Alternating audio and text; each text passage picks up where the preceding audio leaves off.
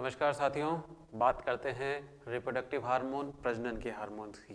प्रजनन का मैंने पिछली क्लास में आप लोगों को बताया था। प्रजनन का मूल उद्देश्य होता है अपने ही जैसी संतति को उत्पन्न करना।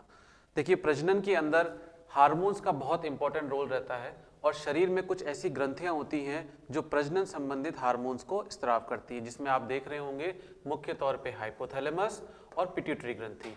यही ग्रंथियां आगे जाकर जननांगों पे कार्य करती हैं और वहां से कुछ हार्मोन्स का स्राव करती है जो पूरे प्रजनन को नियंत्रित करते हैं।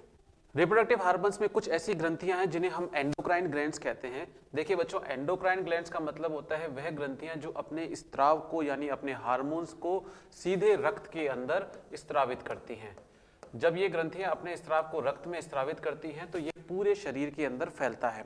मुख्य तौर पे हम जब बात करेंगे सबसे प्रमुख ग्रंथि की, जिसे हम कहते हैं हाइपोथैलेमस। देखिए, पहले पिट्यूटरी ग्रंथि को मुख्य ग्रंथि माना जाता था और उसे मास्टर ऑफ ऑर्केस्ट्रा या मास्टर ऑफ बैंड कहा जाता था, लेकिन वर्तमान में जैसे जैसे इसके बारे में और अध्ययन किया गया, हाइपोथैलेमस को ही मुख्य ग्रंथि माना गया है। हाइपोथैलेमस को मुख्य ग्रंथि इसलिए माना गया है क्योंकि इसी ग्रंथि के द्वारा कुछ ऐसे हार्मोन्स रिलीज होते हैं जिन्हें हम रिलीजिंग हार्मोन कहते हैं। रिलीजिंग हार्मोन का मतलब मैं आपको अगली स्लाइड में बताऊंगा। इससे पहले मैं आपको हाइपोथैलेमस की स्थिति बता देता हूं। हाइपोथैलेमस मस्तिष्क के थैलेमस भाग में रहती है और आप चित्र में देख रहे होंगे कि हाइपोथैलेमस और पिट्यूटरी ग्रंथि आपस में एक दूसरे से संपर्क में रहती है। हाइपोथैलेमस के द्वारा कुछ ऐसे हार्मोन्स का स्राव होता है जो पिट्यूटरी ग्रंथि को नियंत्रित करते हैं और इसी पिट्यूटरी ग्रंथि के द्वारा बहुत सारे ऐसे हार्मोन्स निकलते हैं जो शरीर के जननांगों पर कार्य करते हैं। इनके बारे में हम आगे विस्तार से चर्चा लेंगे। दूसरी ग्रंथि है पिट्यूटरी ग्रंथि। पिट्यूटरी ग्रंथि के बाद में जननांगों की बात करेंगे, ओवेरी और टेस्टिस। अगर मादा पशु की बात करें तो जननांग होगा ओवरी और नर पशु की बात करें तो जननांग होगा वृषण यानी टेस्टिस, जिसके बारे में हम पहले चर्चा ले चुके हैं। क्योंकि यहाँ पे हमें मादा जनन तंत्र में हार्मोन्स के रोल की बात करनी है तो हम यूट्रस और आगे जाने वाले प्लेसेंटा यानी अपरा की बात भी करेंगे। बहुत सारे ऐसे हार्मोन्स हैं जिनका उपयोग इस प्रजनन में किया जाता है। शुरुआत करते हैं हाइपोथैलेमस से। हाइपोथैलेमस आप देख रहे हैं मस्तिष्क के थैलेमस भाग के अंदर होता है और ये बहुत मुख्य ग्रंथि है। इसी ग्रंथि का जुड़ाव होता है पिट्यूटरी ग्रंथि से। इस पिट्यूटरी ग्रंथि को हम पीयूष ग्रंथि हिंदी में भी कहते हैं और यही दोनों ग्रंथियां आपस में मिलकर प्रजनन संबंधित हार्मोन्स का नियंत्रित करती है। हाइपोथैलेमस से एक हार्मोन स्रावित होता है जिसका नाम है गोनेडोट्रोपिन रिलीजिंग हार्मोन। देखिए बच्चों, ये गोनेडोट्रोपिन रिलीजिंग हार्मोन है, यानी गोनेडोट्रोपिन्स को नियंत्रण मुक्त कराने वाला, गोनेडोट्रोपिन्स को स्रावित कराने वाला हार्मोन्स है। यह जीएनआरएच स्रावित होता है हाइपोथैलेमस से और इसका मुख्य कार्य है गोनेडोट्रोपिन्स हार्मोन्स का स्राव कराना। अब बच्चों, यहाँ पर सीखने वाली बात यह है कि गोनेडोट्रोपिन्स का स्राव कहाँ से होता है। कई बार ये सवाल पूछते हैं कि गोनेडोट्रोपिन्स का स्राव क्या होता है और कहाँ से होता है। गोनेडोट्रोपिन्स का स्राव हाइपोथैलेमस से नहीं होता है। गोनेडोट्रोपिन का स्राव होता है अग्र पीयूष ग्रंथि एडिनो हाइपोफाइसिस एंटीरियर पिट्यूटरी से। देखिए बच्चों, यहाँ पे एक शब्द है जिससे हमें सीखना होगा, गोनेड्स। गोनेड्स का मतलब होता है जननांग। देखिए, नर पशु के अंदर जननांग, मुख्य जननांग होता है वृषण और मादा पशु में मुख्य जननांग होता है अंडाशय यानी ओवरी। इसका मतलब गोनेडोट्रोपिन्स वह हार्मोन्स होते हैं जो जननांगों पे कार्य करें। हाइपोथैलेमस से निकलने वाला जीएनआरएच जननांगों पे कार्य नहीं करता है। स्पष्ट तौर पे आपको दिया हुआ है कि ये एंटीरियर पिट्यूटरी पे कार्य करता है। एंटीरियर पिट्यूटरी पे कार्य करने के बाद ये कुछ गोनेडोट्रोपिन्स को स्राव कराता है। इस तरह से आप मान सकते हैं कि हाइपोथैलेमस के पास कुछ नियंत्रण करने वाले हार्मोन्स हैं और ये पूरे शरीर पर नियंत्रण कर सकता है। हाइपोथैलेमस ऐसे कुछ नियंत्रण करने वाले हार्मोन्स का स्राव करवाते हैं जो सीधे पिट्यूटरी ग्रंथि से अन्य हार्मोन्स का स्राव कराते हैं। हाइपोथैलेमस से पीयूष ग्रंथि कनेक्टेड रहती है न्यूरो एपिफाइजल ट्रैक के द्वारा और यही ट्रैक के द्वारा इस पिट्यूटरी ग्रंथि से हार्मोन्स निकलते हैं। मैं यहाँ पे बात करना चाहता हूँ गोनेडोट्रोपिन्स की, और गोनेडोट्रोपिन्स के बारे में आप ये समझ लीजिए कि वो सभी हार्मोन जो जननांगों पे कार्य करते हैं गोनेडोट्रोपिन्स कहलाते हैं। मुख्य तौर पे इस पिट्यूटरी ग्रंथि से दो गोनेडोट्रोपिन्स स्रावित होते हैं जिनका नाम है FSH और LH।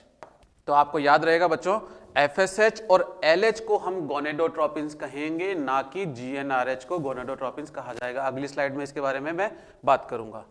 पिछली स्लाइड में हमने देखा था कि हाइपोथैलेमस से एक हार्मोन स्रावित हो रहा था जिसका नाम था GnRH। आप ये देखिए, हाइपोथैलेमस और पीयूष ग्रंथि आपस में संपर्क में रहती है और इसी पीयूष ग्रंथि के दो भाग हैं, एक अग्रभाग, दूसरा है पश्च भाग। अग्रभाग को हम कहते हैं एडिनोहाइपोफाइसिस। मुख्य तौर पे यही एडिनोहाइपोफाइसिस गोनेडोट्रोपिन्स हार्मोन्स का स्त्राव कराती है। और पश्च पीयूष ग्रंथि जिसे हम कहते हैं न्यूरोहाइपोफाइसिस, इस ग्रंथि द्वारा एक हार्मोन का स्राव होता है जिसका नाम है ऑक्सीटोसिन। बाद में इसके बारे में चर्चा लेंगे। पहले आते हैं अग्र पीयूष ग्रंथि पर, एंटीरियर पिट्यूटरी ग्रंथि जो कि आगे की तरफ होती है और इससे दो प्रमुख हार्मोन्स स्रावित होते हैं जो गोनेड्स पे कार्य कर रहे हैं, FSH और LH। इनके बारे में भी हम चर्चा में लेंगे। एक अन्य हार्मोन होता है प्रोलेक्टिन हार्मोन और ये प्रोलेक्टिन हार्मोन मातृत्व व्यवहार के लिए, यानी मदर का बच्चे के साथ में अटैचमेंट, मातृत्व व्यवहार के लिए उत्तरदायी होता है। दूध के निर्माण के लिए भी यही हार्मोन उत्तरदायी है। इसी तरीके से ऑक्सीटोसिन, देखिए बच्चों यहां पर आपको दिख रहा होगा कि पश्च पीयूष ग्रंथि ऑक्सीटोसिन का स्त्राव करती है, बात सही है। लेकिन इस बात में हमें एक बात और ऐड करनी पड़ेगी कि ऑक्सीटोसिन का स्त्राव तो पश्च पीयूष ग्रंथि ने किया है, लेकिन इसका निर्माण पश्च पीयूष ग्रंथि में नहीं होता है। यही ऑक्सीटोसिन निर्मित होता है हाइपोथैलेमस में। कई बार यह सवाल पूछा जाता है कि ऑक्सीटोसिन का निर्माण कहाँ हुआ है। ऑक्सीटोसिन का निर्माण हाइपोथैलेमस में होता है, लेकिन हाइपोथैलेमस से निकलने के बाद पश्च पीयूष ग्रंथि में ये स्टोर हो जाती है, संरक्षित हो जाती है और जब इसकी रिक्वायरमेंट होती है तो पश्च पीयूष ग्रंथि से इसका स्त्राव होता है। इसका मतलब अगर सवाल आए और इस तरह से पूछा जाए कि ऑक्सीटोसिन हार्मोन का स्त्राव किस ग्रंथि से होता है, तो आंसर आएगा पोस्टीरियर पिट्यूटरी ग्रंथि। लेकिन ऑक्सीटोसिन का निर्माण कहाँ होता है? ऑक्सीटोसिन का निर्माण होता है हाइपोथैलेमस के अंदर। इस ऑक्सीटोसिन की अर्ध आयु होती है 5 से 7 मिनट। ऑक्सीटोसिन से संबंधित कई सवाल, महत्वपूर्ण सवाल परीक्षा में पूछे जाते हैं, जिसमें सबसे इंपॉर्टेंट सवाल होता है कि ऑक्सीटोसिन का उपयोग क्या आता है। ऑक्सीटोसिन का उपयोग, हालांकि हम इसके बारे में बाद में चर्चा करेंगे, लेकिन मिल्क लेट डाउन में यानी दूध उतारने में यह हार्मोन उपयोगी है। इसीलिए 5 से 7 मिनट के अंदर दूध दोहन की प्रक्रिया पूरी की जानी चाहिए। हमने चर्चा में लिया था पीयूष ग्रंथि जिसके दो भाग थे, एक था अग्र पीयूष ग्रंथि, दूसरा है पश्च पीयूष ग्रंथि। अग्र और पश्च पीयूष ग्रंथि से हार्मोन्स अलग अलग निकलते हैं। आप ये देखिए, पीयूष ग्रंथि के हमने दो भाग कर लिए। अग्र पीयूष ग्रंथि, पहला हार्मोन इससे स्रावित होता है जिसे हम गोनेडोट्रोपिन्स भी कहते हैं। पुरानी स्लाइड्स में मैंने आपको बताया था कि गोनेडोट्रोपिन्स में दो हार्मोन आपको लेने हैं, FSH और LH। पहला हार्मोन है FSH, का नाम आपको दिख रहा होगा फॉलिकल स्टिमुलेटिंग हार्मोन। देखिए इसके बारे में हम थोड़ी विशेष तौर पे चर्चा करेंगे कि यह वो हार्मोन है जो पुट्टिकाओं का निर्माण करता है, फॉलिकल का निर्माण करता है और इसका स्त्राव होता है अग्र पीयूष ग्रंथि से, जिसे हमने नाम दिया है एडिनोहाइपोफाइसिस। इस एडिनोहाइपोफाइसिस का मुख्य तौर पे काम है, देखिए यहाँ पे फॉलिकल का निर्माण करना। कहाँ पर फॉलिकल का निर्माण करना? अंडाशय पर। और उसके बाद दूसरा कार्य मैंने यहाँ लिखा है सुपर ओव्यूलेशन। इसके बारे में चर्चा लेंगे। देखिए फॉलिकल स्टिमुलेटिंग हार्मोन, जैसा कि नाम से पता चल रहा है, फॉलिकल का निर्माण कराने वाला, क्योंकि यह गोनेडोट्रोपिन्स है। और मैंने आपको पिछली स्लाइड में बताया था कि गोनेडोट्रोपिन्स वो हार्मोन्स होते हैं जो गोनेड्स पे काम करते हैं, यानी जननांगों पे काम करते हैं। जननांग, दो तरीके के जननांग हैं, एक ओवेरी और एक टेस्टिस। अगर नर पशु होगा तो वृषण जननांग होगा और मादा पशु है तो अंडाशय जननांग है। अंडाशय पर यह एक फॉलिकल यानी पुट्टिका का निर्माण करता है। देखिए इसके लिए हम लोगों को अंडाशय की स्थिति और अंडाशय के स्ट्रक्चर के बारे में थोड़ा बहुत जानना पड़ेगा। अंडाशय के अंदर जन्म से पूर्व मादा के अंदर कुछ फॉलिकल्स बने हुए रहते हैं, कुछ oocytes बनी रहती है, जिन्हें हम प्राइमरी oocytes कहते हैं। फॉलिकल और oocytes में आपको अंतर समझना होगा। फॉलिकल का मतलब होता है एक पुट्टिका और oocyte का मतलब होता है अंडकोशिका। इस पुट्टिका के अंदर एक अंडकोशिका होती है। मैं इसे वापस लेता हूं, ये है फॉलिकल और ये है oocyte यानी अंडकोशिका। प्राइमरी फॉलिकल यानी प्राथमिक oocyte कोशिका और प्राथमिक पुट्टिका जन्म से पूर्व ही बनी रहती है। यह फॉलिकल आगे बढ़ती है और धीरे धीरे एक परिपक्व पुट्टिका का निर्माण करती है जो अंडाशय के ऊपर छालेनुमा संरचना बना लेती है। यही छालेनुमा संरचना जिसके अंदर अंडा या हम कह सकते हैं oocyte रहती है और जिसका बाद में अंडोत्सर्ग होता है। इस छालेनुमा संरचना को एक नाम दिया गया है जिसका नाम है ग्राफियन फॉलिकल। देखिए इसको वापस आप समझने की कोशिश करिएगा। अंडाशय की स्ट्रक्चर जब आप देखेंगे तो अंडाशय पर दो तरह के स्ट्रक्चर आपको मिलेंगे, दो तरह की संरचनाएं मिलेंगी, जिसमें एक होगी फॉलिकल और दूसरी होगी oocyte। इस अंडाशय की स्ट्रक्चर आप समझिए, अंडाशय के ऊपर एक छालेनुमा संरचना का निर्माण होता है। इस छालेनुमा संरचना को हमने नाम दिया है परिपक्व पुटिका या ग्राफियन फॉलिकल। इस ग्राफियन फॉलिकल का निर्माण किसके द्वारा हुआ है? इसी फॉलिकल स्टिमुलेटिंग हार्मोन FSH के द्वारा इस ग्राफियन फॉलिकल का निर्माण हुआ है। अब सवाल ये होता है कि यही ग्राफियन फॉलिकल, मादा में तो ग्राफियन फॉलिकल का निर्माण होगा, लेकिन नर में FSH टेस्टिस पर क्या कार्य करता है? देखिए FSH नर के अंदर स्पर्मेटोजेनेसिस यानी शुक्राणु निर्माण की प्रक्रिया को पूरा कराता है। तो पहला हार्मोन हमारा खत्म होता है जो कि है FSH, जिसका मूल कार्य क्या है? अंडाशय पर एक ग्राफियन फॉलिकल का निर्माण करना। इस ग्राफियन फॉलिकल की वजह से ही पशु ताव में आता है। जब तक अंडाशय पर फॉलिकल का निर्माण नहीं होगा, पुट्टिका का निर्माण नहीं होगा, अंडोत्सर्ग नहीं हो सकता है। आगे चलते हैं। दूसरा शब्द हमने याद किया यहाँ पे सुपर ओव्यूलेशन। देखिए कई पशुओं के अंदर हमें एक से ज्यादा अंडोत्सर्ग कराने की आवश्यकता रहती है। ऐसे पशुओं के अंदर हम फॉलिकल स्टिमुलेटिंग हार्मोन से उपचार करते हैं। तो एक ही पशु के अंदर एक मध्यचक्र में कई बार अंडोत्सर्ग या कई अंडोत्सर्ग होने की संभावना रहती है और इससे कई संतति उत्पन्न होने की संभावना बनी रहती है। तो पहला हार्मोन खत्म होता है जिसका नाम था FSH, फॉलिकल स्टिमुलेटिंग हार्मोन। दूसरा नाम लेते हैं हम यहाँ पे LH। LH हार्मोन को हम ल्यूटिनाइजिंग हार्मोन कहते हैं। जैसे यहाँ पे नाम से पता चल रहा है, ल्यूटिनाइजिंग का मतलब है कार्पस ल्यूटियम का निर्माण करना। बहुत ही इंपॉर्टेंट हार्मोन है।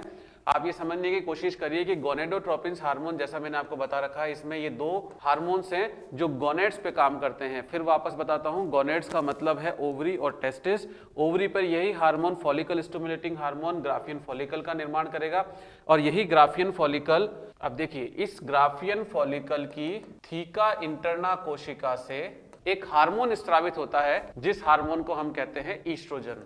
ईस्ट्रोजन हार्मोन, अब आप इस चीज पे गौर करेंगे कि ईस्ट्रोजन हार्मोन का स्राव पीयूष ग्रंथि से नहीं हो रहा है, ईस्ट्रोजन हार्मोन का स्राव अंडाशय से हो रहा है, लेकिन इसे हम गोनेडोट्रोपिन्स नहीं कहेंगे। गोनेडोट्रोपिन्स FSH और LH ही कहलाएंगे। ईस्ट्रोजन गोनेड्स पे काम नहीं करता है, ईस्ट्रोजन पूरे शरीर पे काम करता है और ताव के लक्षण को प्रदर्शित करता है। यही ईस्ट्रोजन कहां से स्रावित हुआ? इस थीका इंटरना कोशिका से ये ईस्ट्रोजन हार्मोन स्रावित हुआ है। यह ईस्ट्रोजन हार्मोन पशुओं में ताव के लक्षण को प्रदर्शित करता है। मद के लक्षणों को प्रदर्शित करने वाला हार्मोन कौन सा है? ईस्ट्रोजन। देखिए बच्चों, यहाँ पे सवाल पूछा जाता है कि मादा में लैंगिक हार्मोन कौन सा होता है? मादा में लैंगिक हार्मोन, आप कंफ्यूज नहीं होंगे, प्रोजेस्टेरोन नहीं होता है। मादा में लैंगिक हार्मोन ईस्ट्रोजन होता है। इसी तरीके से नर में लैंगिक हार्मोन कौन सा होता है? टेस्टोस्टेरोन, जो कि लैंगिक लक्षणों को प्रदर्शित करता है। तो ल्यूटिनाइजिंग हार्मोन नर व मादा दोनों में समान रूप से काम करता है, लेकिन पिछली क्लास में हमने पढ़ा था कि जब हमने टेस्टिस का स्ट्रक्चर पढ़ा था उसमें हमने देखा था कि दो सेमिनिफेरस नलिकाओं के बीच में अंतराली कोशिका यानी लैडिंग कोशिका मिलती हैं और वो लैडिंग कोशिका एक हार्मोन का स्राव करती है जिसका नाम है टेस्टोस्टेरोन। और उस समय मैंने आपको समझाया था कि यह टेस्टोस्टेरोन के स्त्राव में LH हार्मोन का बहुत अधिक रोल रहता है, क्योंकि LH भी गोनेडोट्रोपिन्स हैं।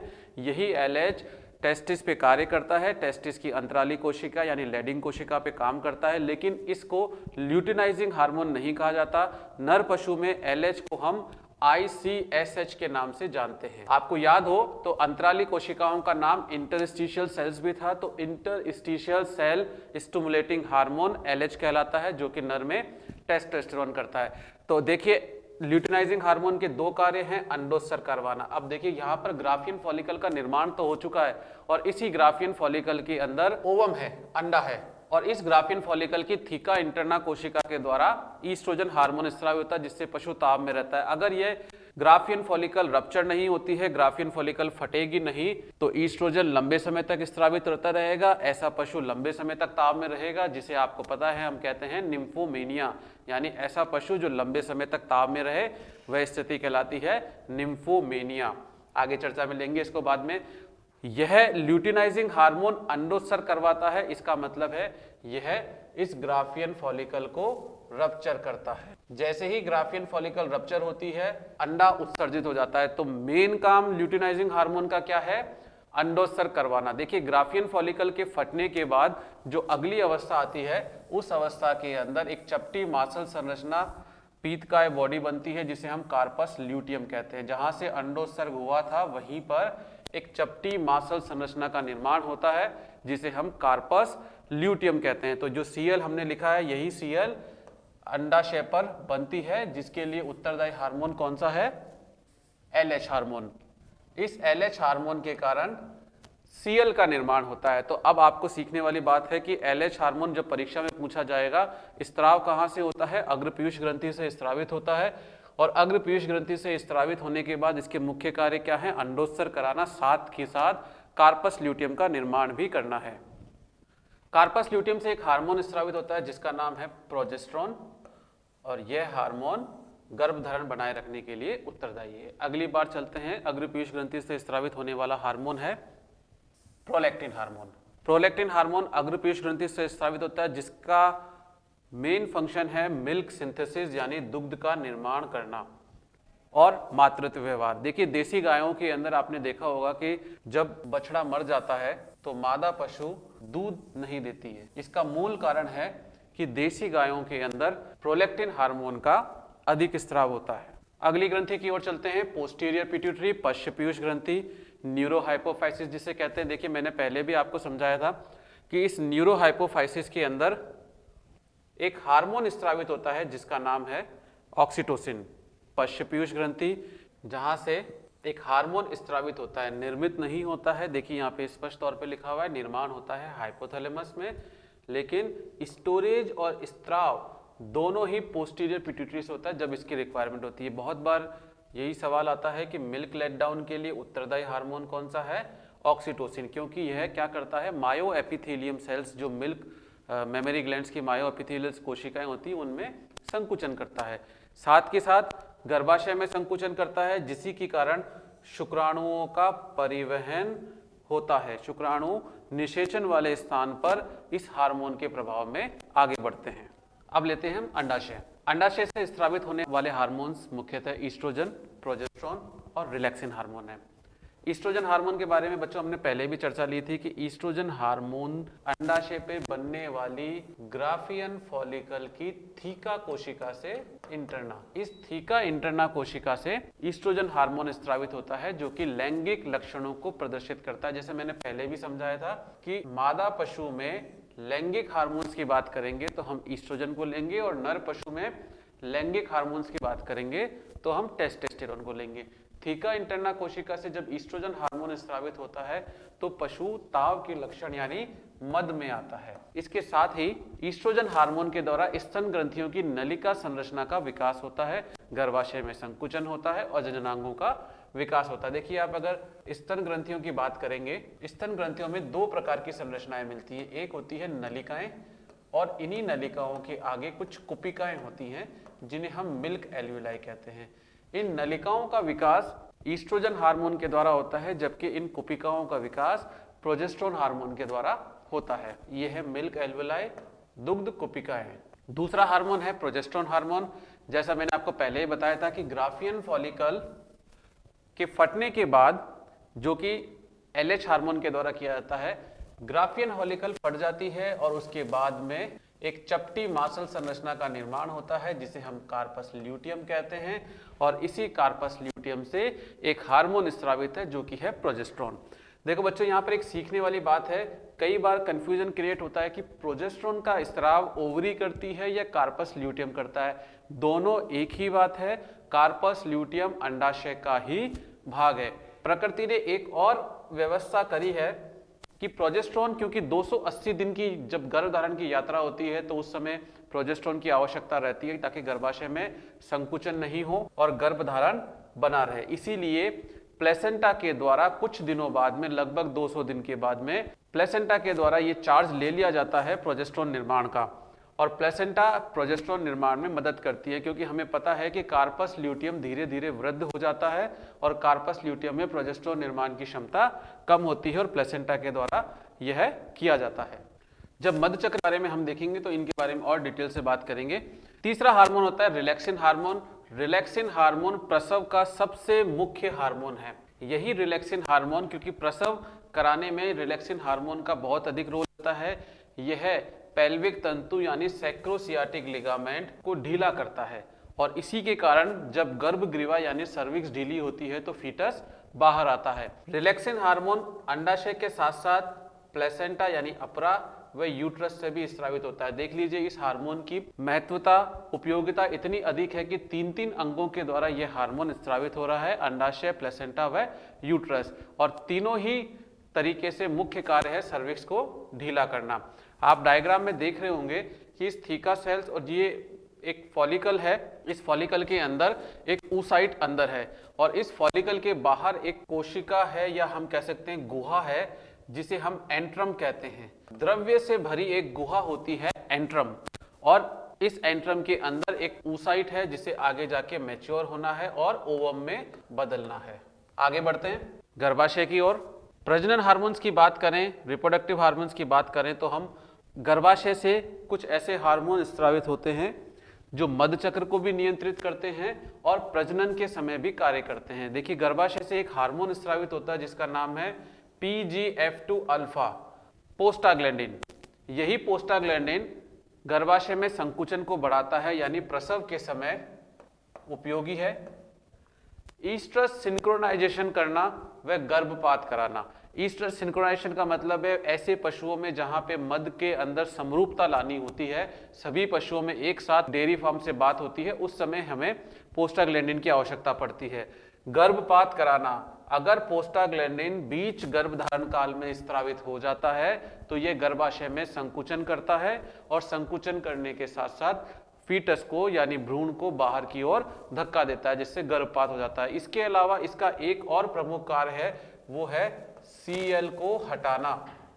प्रमुख कार्यों में से Cl को हटाना। कार्पस ल्यूटियम का एक काल निश्चित होता है, जब मधुचक्र होता है तो 16वें 17वें दिन पर कार्पस ल्यूटियम हटना प्रारंभ होता है ताकि दोबारा मधुचक्र शुरू हो। इसके बारे में हम डिटेल से चर्चा करेंगे। मधुचक्र के अंदर जब कार्पस ल्यूटियम हटेगा तो मधुचक्र दोबारा होगा। इस कार्पस ल्यूटियम को हटाने का मुख्य कार्य प्रोस्टाग्लैंडिन के द्वारा ही किया जाता है। तो बच्चों हमने देखा इस तरह से हमारे कुछ प्रजनन के हार्मोन्स हैं जो हार्मोन्स समय समय पर गर्भधारण काल के अंदर उपयोगिता में रहते हैं और प्रजनन को सरल बनाते हैं।